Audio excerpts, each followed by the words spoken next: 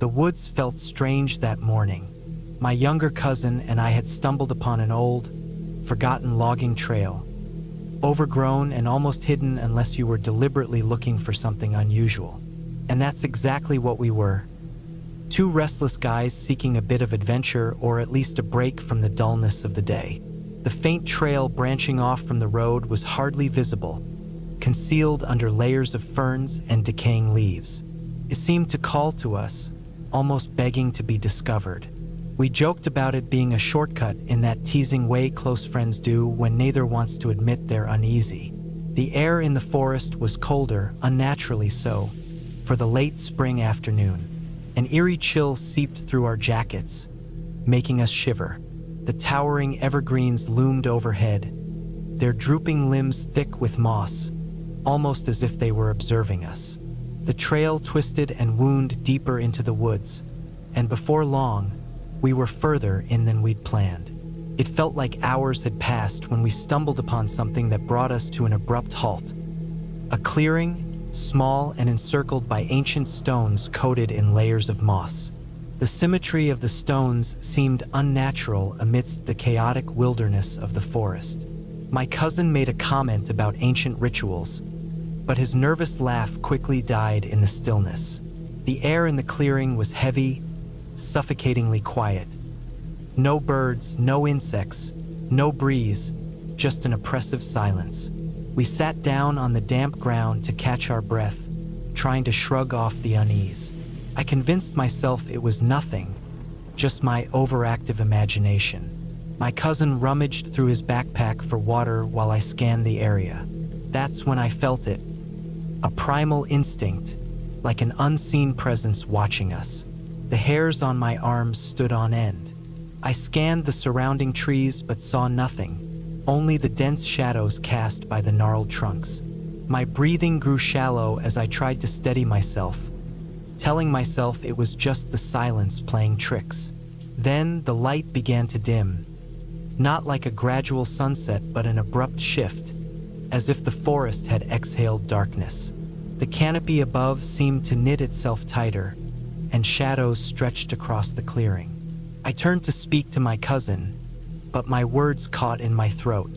He was gone. The spot where he had been sitting was empty, his backpack still open on the ground. My chest tightened as I spun in a slow circle, scanning the tree line. "Eli!" I called, but the sound felt muffled, swallowed by the heavy silence. No echo, no response, just an oppressive quiet. Panic clawed at my stomach as I stumbled to the edge of the clearing, tripping over roots that seemed to clutch at my feet. I pushed through the tangled underbrush, shouting his name, over and over, my voice hoarse. The forest seemed alive, its gnarled roots and branches conspiring to slow me down. The deeper I ventured, the darker it grew, the trail vanishing beneath my feet, replaced by an endless tangle of roots and rocks. My cousin's name echoed in my head as I called it until my throat was raw, but there was no reply. Then I heard it, the faint sound of whispers, distant at first but growing louder, like the murmur of leaves in the wind. Except there was no wind. The whispers grew distinct, calling my name. It was Eli's voice, yet it wasn't. There was something off, something wrong, a distorted quality that made my blood run cold. The forest seemed to pull me forward, the whispers circling me, always just beyond reach. Branches snagged my clothes as I stumbled, their touch almost deliberate, as if they were guiding or trapping me. The world blurred into darkness as the forest closed in, and just when I thought I couldn't take another step, I stumbled into a clearing. It was smaller than the first, the trees forming an impenetrable barrier around it. Standing in the center was Eli, his back turned to me, head bowed. "Eli," I whispered, my voice trembling. He didn't move. I stepped closer. "Eli," I called again, louder. Slowly, he turned, his face pale and his eyes wide with terror. For a moment, relief washed over me, until he spoke. The words that came from his mouth were mine, twisted and wrong, echoing back from the shadows. The clearing seemed to shrink as the trees pressed closer, the air growing colder. My heart pounded as I stumbled backward, realizing that whatever had taken Eli was now playing with me. My instincts screamed to run. I turned and fled, crashing through the undergrowth, the forest clawing at me with branches and roots. The whispers faded, the oppressive darkness lifted, and suddenly, I was out. Blinking in the sunlight, I stumbled toward our car parked at the edge of the woods.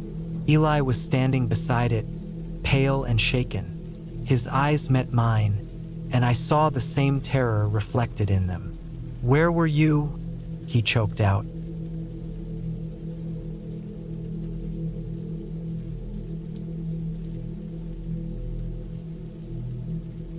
It was a spur-of-the-moment decision to spend the weekend camping in the Whispering Pines forest, far from the usual noise and busyness of daily life. I craved solitude, a chance to reset my mind, and what better way than to immerse myself in nature? After hours of trekking through winding trails, I stumbled upon an ideal spot, a remote clearing by a still, mirror-like lake. The sun reflected off the water's surface, and the trees swayed gently in the breeze. It was serene, secluded, and exactly the escape I needed. I spent the afternoon setting up camp. My tent stood near the lake, and I gathered plenty of wood for the night. With a simple fire pit constructed, I watched the sun sink behind the horizon, feeling a deep sense of accomplishment. The stress I had carried with me began to dissolve. As night fell, I sat by the crackling fire, shadows dancing around me. Slowly roasting a skewer of sausages, I savored the simplicity of the meal.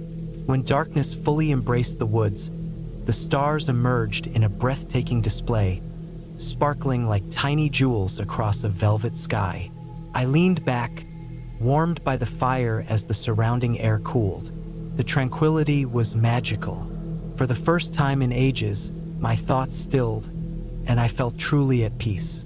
But then, a peculiar sensation broke through the calm, a fleeting feeling that I wasn't alone.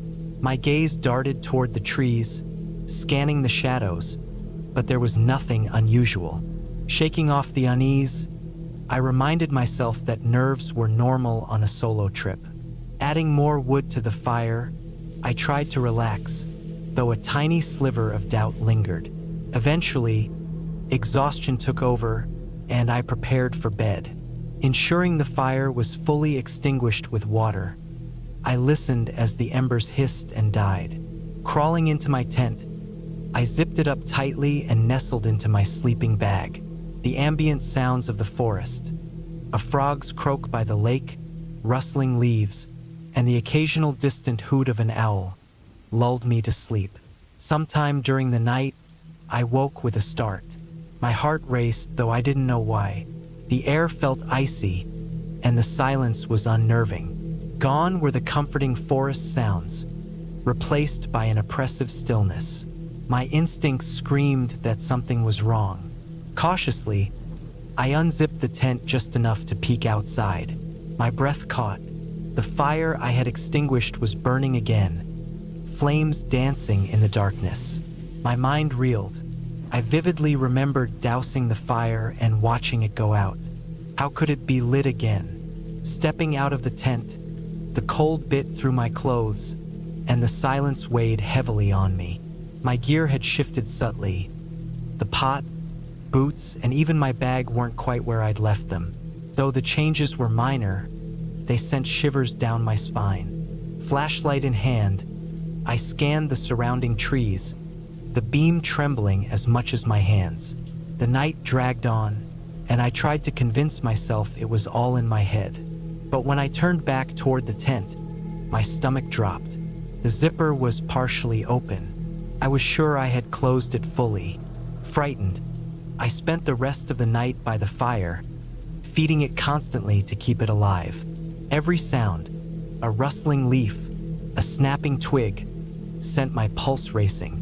Yet I saw nothing. By dawn, I was exhausted, But as the first rays of light broke through the trees, I noticed something chilling.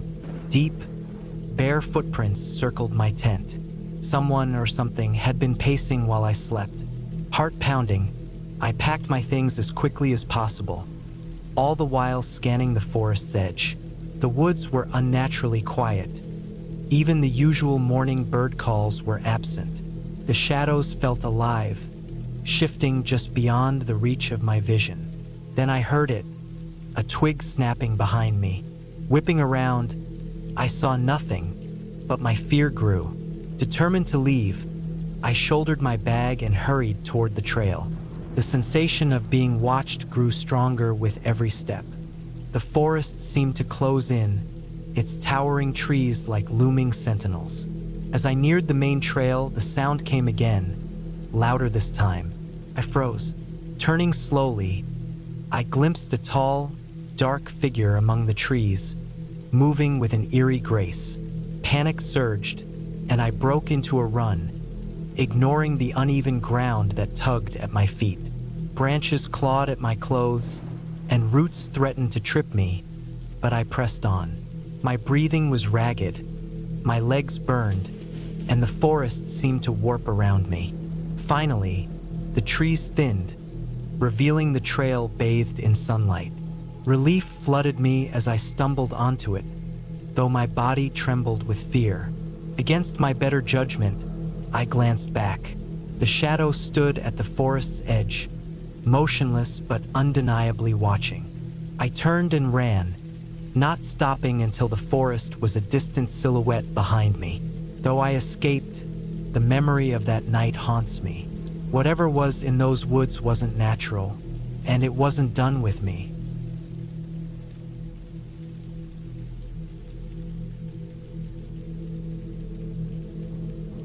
"40 years ago, my uncle purchased 30 acres of dense forest in a remote area of the Pacific Northwest. The trees were towering, and the canopy made the sky seem dim, even during the day. He said he wanted a retreat, a place to hunt, fish, and live simply. But from the very beginning, the land gave off an unsettling vibe, like we were intruding. There was something strange about the property's history. Before my uncle acquired it, the area was home to an old logging camp. People whispered about workers disappearing and an unusual number of fatal accidents. My uncle dismissed these tales as folklore, but I always felt he didn't entirely believe that. Even earlier, settlers had conducted odd rituals there.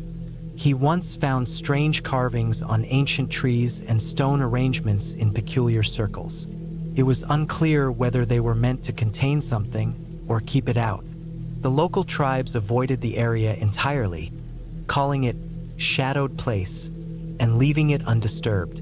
Still, my uncle Tom wasn't deterred.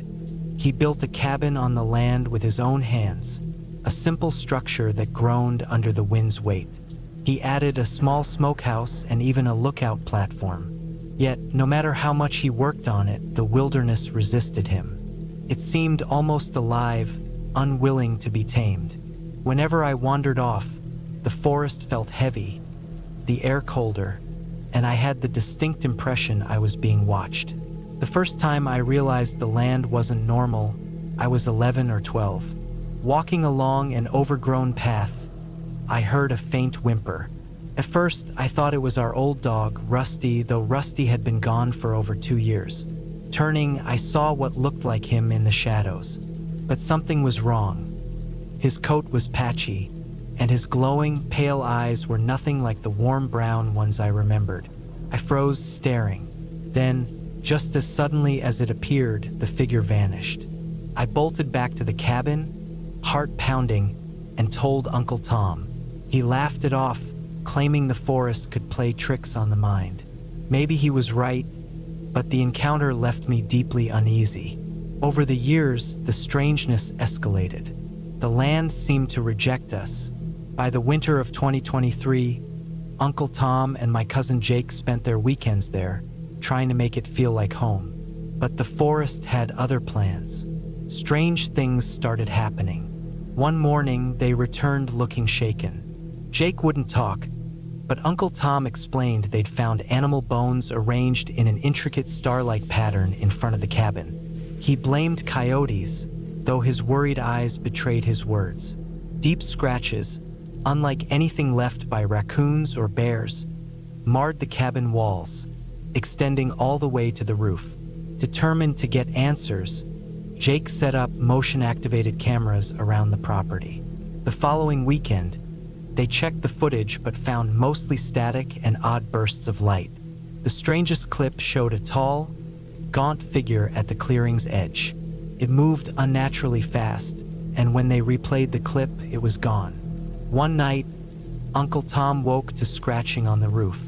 Venturing outside, he found a lifeless fox hanging from a tree, its wide-open eyes frozen in terror. Cameras that night failed again, their batteries inexplicably drained. The most chilling experience happened in the lookout tower. Uncle Tom heard someone whispering his name, a voice eerily familiar. It was his late brother's voice, coaxing him to come down. For a moment, Uncle Tom felt compelled, almost in a trance, but he snapped out of it just in time. Jake grew fed up and decided to explore a far-off corner of the property, one no one ventured into. It was a tangled mess of ancient trees and thick vines. Reluctantly, I joined him. As we pushed through the eerie stillness, we stumbled upon a clearing. There were graves, about a dozen, marked by stone piles, their soil freshly disturbed. A shiver ran through me. We didn't belong there. Jake muttered that we should leave, but it felt like the forest was holding us in place. Eventually, we fled back to the cabin and told Uncle Tom. He was skeptical but agreed to see the graves the next day. Armed with a metal detector, we returned. Most graves registered nothing, but the last one set the detector off wildly. The air grew heavy, thick with a sense of warning. Uncle Tom wanted to dig, but Jake and I begged him not to. Finally, he relented.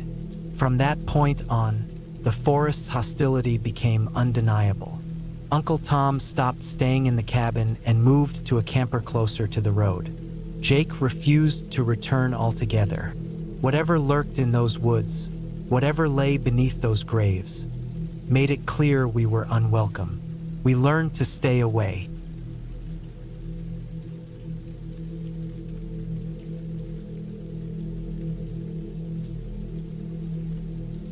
The hike began like any other, a casual, spur-of-the-moment adventure. My girlfriend, Emily, and I were tired of the usual trails and eager to venture into unfamiliar territory. The late afternoon sun painted the forest in shades of amber and green, its rays filtering through the leaves. The crisp air carried the sounds of birds and the gentle rustle of foliage, making it feel like we were the only two people in the world.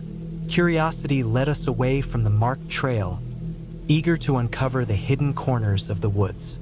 At first, it was exhilarating, each step drawing us deeper into the unknown. But it wasn't long before we stumbled upon something unusual. At first, it looked like an old tree stump, but as we approached, we realized it was not part of the forest at all. It was a weathered mannequin leaning against a tree, its plastic body streaked with dirt and draped in moss. One arm was missing, and an old, battered hat sat lopsided on its head. The sight was jarring, absurd even, and we laughed nervously. Maybe it was some kind of prank, we thought, likely left by mischievous kids. We pressed on, but the light-hearted mood faded as the air grew colder. The trees seemed to stretch higher, their gnarled branches twisting ominously. Shadows lengthened across the forest floor, swallowing the last traces of sunlight. The cheerful chirping of birds disappeared, replaced by an unsettling silence that raised the hairs on my arms. It felt like the forest itself was observing us. Determined to keep going, we pushed through the undergrowth, hoping to stumble upon something that would guide us back to the main path. That's when we saw it, another mannequin. This one lay partially buried under a heap of leaves, its face turned skyward in a vacant stare. A chill ran through me, and I glanced at Emily. She forced a weak smile, but the fear in her eyes mirrored my own. Hugging herself, she whispered, "Let's just keep moving." I nodded, trying to project a calmness I didn't feel. We continued, but unease clung to us like a shadow. It wasn't long before we encountered a third mannequin. This one perched on a large rock, its head tilted as though it were studying us. The cracks and discoloration on its face gave it a disturbingly lifelike expression in the dim light. Emily grabbed my hand, her grip painfully tight. "This is getting creepy," she said, her voice trembling. I nodded, my stomach churning as I scanned the darkening forest. The silence was oppressive, broken only by our shallow breaths and the crunch of leaves underfoot. We decided to turn back, retracing our steps, but the forest seemed unfamiliar, as though it had shifted in our absence. The trees closed in, their twisted forms creating a maze that defied logic. The air grew thick, pressing down on us like an unseen force. Panic rose as we came upon yet another mannequin, this one standing upright in the middle of the path, its empty eyes fixed on us. It hadn't been there before. Emily's grip on my hand tightened, her voice barely audible. "We need to leave. Now." I didn't argue. We quickened our pace, but it was as if the mannequins were multiplying, appearing around every corner. One leaned against a tree, another peered out from behind a bush, and a third lay sprawled across the trail as if it had fallen from the sky. My heart pounded as I swore I saw one shift, ever so slightly, as if watching us. The thought of them moving, even imperceptibly, sent shivers down my spine. We broke into a frantic run, branches snagging our clothes and roots catching our feet. The mannequins seemed to anticipate our every move, appearing just ahead, their lifeless faces turned toward us. One had its mouth open, frozen in a silent scream. Emily's breaths were short and panicked, echoing my own. "Don't stop," I gasped, barely able to hear my voice over the thundering of my heart. Finally, the forest opened up, and we stumbled back onto the main trail. The sunlight, now dimming, bathed the woods in a peaceful glow as if mocking our terror. The mannequins were gone. We stood there, panting, our clothes torn and faces scratched. Around us, the forest seemed normal again, calm and serene. The birds had returned, their cheerful songs a cruel contrast to the fear that gripped us moments before. Neither of us spoke as we hurried to the car. My hands shook as I fumbled with the keys, every sound from the forest making me flinch. Emily's eyes darted nervously around, wide and fearful. Once inside, we locked the doors, the car engine breaking the silence like a lifeline. We sped away, leaving the forest and its haunting secrets behind. The drive home was quiet, both of us lost in thought. The familiar streets of our neighborhood offered a fleeting sense of safety.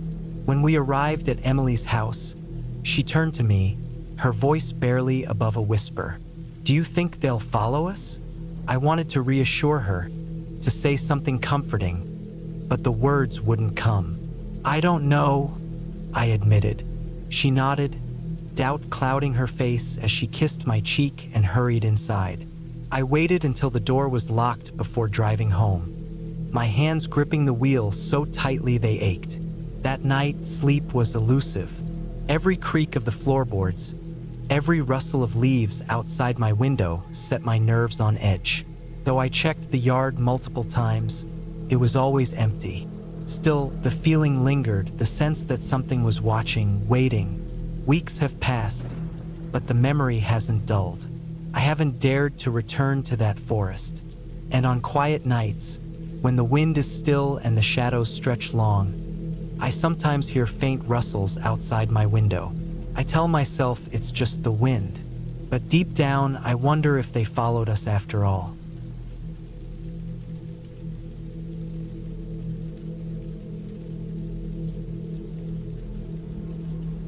I had been looking forward to this camping trip for weeks. My buddies and I had organized a few days getaway in the State Wilderness Reserve, far removed from civilization. I decided to head out a day early to set up camp and prepare for everyone's arrival. It felt like a great chance to enjoy some solitude in the wild before the group showed up. With my gear packed, I loaded my truck and hit the road, excited to begin the adventure. The drive into the reserve was long and winding, the road curling deeper into the dense forest with each turn. The farther I went, the more the towering trees seemed to close in, their outstretched branches casting eerie shadows over the road as the sun sank lower in the sky. The dimming light gave the woods an almost haunting appearance. I told myself it was picturesque, but an unease began creeping up on me. The road narrowed further, and it felt like I was leaving the familiar world far behind. Finally, I reached what I assumed was our campsite. It had all the signs: a fire ring, logs arranged for seating, and evidence that others had camped there recently. It seemed ideal, almost as though it had been waiting for me. I got out of the truck, stretched, and tried to shake off the unsettling feeling that had settled in my chest. After unloading my supplies, I began setting up the tent. As I worked, the sun dipped below the horizon, painting the sky in fiery oranges, fading purples, and eventually, an impenetrable black. The only light came from my lantern and the small campfire I managed to kindle. Sitting on one of the logs, I felt the fire's warmth against the cool evening air. It should have been calming, but as the hours ticked by, a growing sense of unease took hold. It felt like I wasn't entirely alone, as though unseen eyes were observing me from the shadows beyond the firelight. I dismissed the thought, reasoning it was natural to feel jittery being alone in the heart of the woods. But each snapping branch or rustling leaf made my heart race. I constantly scanned the darkened perimeter, my eyes straining to see past the flickering firelight. All I could make out were murky shapes, but the feeling persisted. Something was out there, lurking just out of sight. Telling myself I was being silly, I decided to call it a night. I crawled into my tent, zipped it securely, and lay down. Outside, the fire burned low, and the surrounding darkness seemed to thicken. I shut my eyes but couldn't sleep. The sensation of being watched lingered, like invisible eyes were fixated on me, waiting. I tried to convince myself it was paranoia, but deep down, I couldn't shake the feeling that something was very wrong. Suddenly, I woke with a start, my heart hammering in my chest. For a moment, I didn't know why, but then I heard it, a faint whispering. It was distant at first, but unmistakable, drifting through the still night air. I held my breath, straining to listen. The voices, low and murmuring, seemed to come from all directions, their words unintelligible. My skin prickled, and fear rooted me in place. Summoning courage, I unzipped my sleeping bag and sat up. My trembling hands fumbled in the dark until they found the flashlight. Taking a deep breath, I switched it on. The whispering stopped abruptly. I peered out of the tent, unzipping it slightly. The fire was nearly extinguished, only faint embers glowing in the ash. The clearing was eerily silent. As I scanned the edges of the campsite, I spotted them, dark figures standing just outside the circle of light. There were at least 5 or 6, possibly more. They stood motionless, their forms barely distinguishable in the darkness. My pulse thundered in my ears, and my mouth went dry. When I tried to speak, my voice came out as a croak. "Hello," I whispered, the word trembling on my lips.